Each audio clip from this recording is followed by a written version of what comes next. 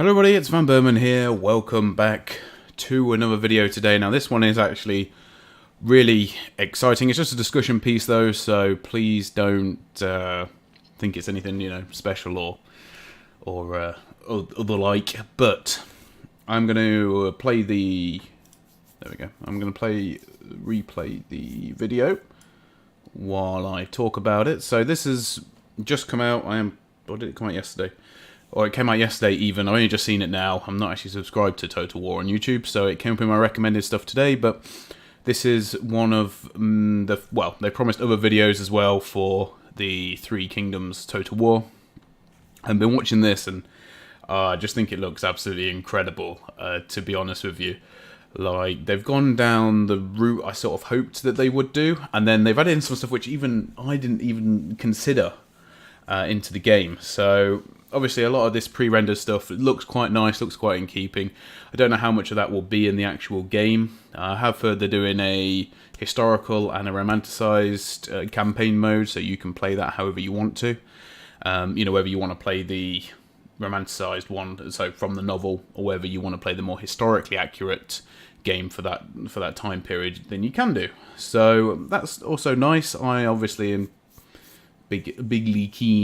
massively keen on the romanticized version, but the historical one will also be quite good as well. I'm sure they'll learn stuff in there that I wasn't aware of about the time period, how it actually played out.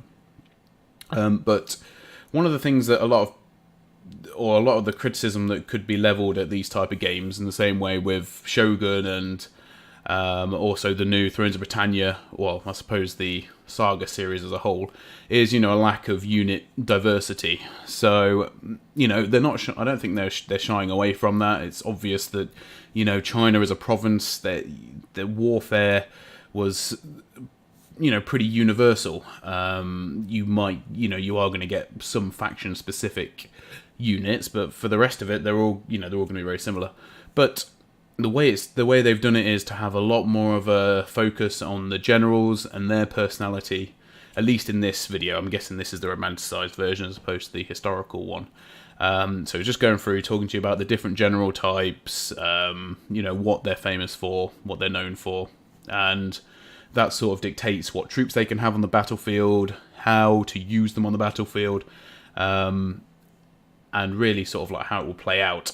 So there's one big thing I want to talk about, but it doesn't come until the end of the video, so I'm trying to keep stum about that for now.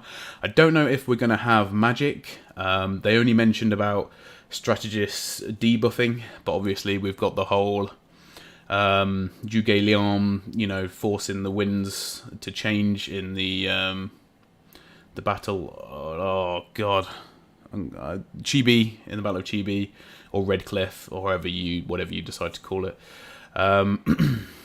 So yeah, I don't know whether that will just be a one-off event in a battle, or whether there will actually be some other magical elements in the romanticized versions. I don't know. You've also got the Yellow Tome Rebellion, once again quite heavily magic orientated.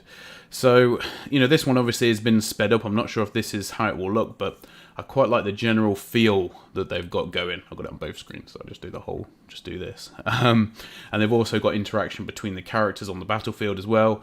So in a lot of ways you look at it and you do see a lot of Dynasty Warriors in that, in the interactions, in how, they're depicted. So, that's good and bad. I mean, Tenmo Koei, if this turns out to be really good, are going to be in some trouble for their following games, for sure. And it sort of, I'm interested to see if the romanticized version lets you sort of, write, you pick a faction and you can write write the Three Kingdoms era how you want, or whether it will push you down a certain path.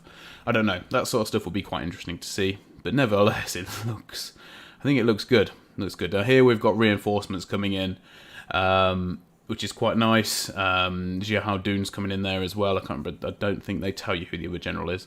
So that's nice, whether that's something that maybe you have a war council before. I'm getting all like giddy feelings now, like the whole Kesson Dynasty Warriors feeling.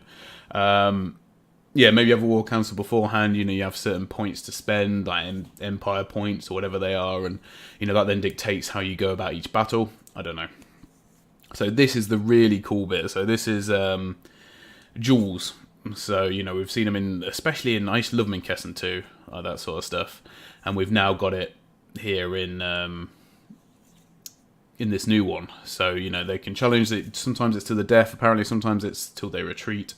But it's just, you know, so cool to see. I mean, obviously you expect Lu Bu to win this particular fight, but yeah, I mean, hopefully they put a lot of effort into this mechanic as well.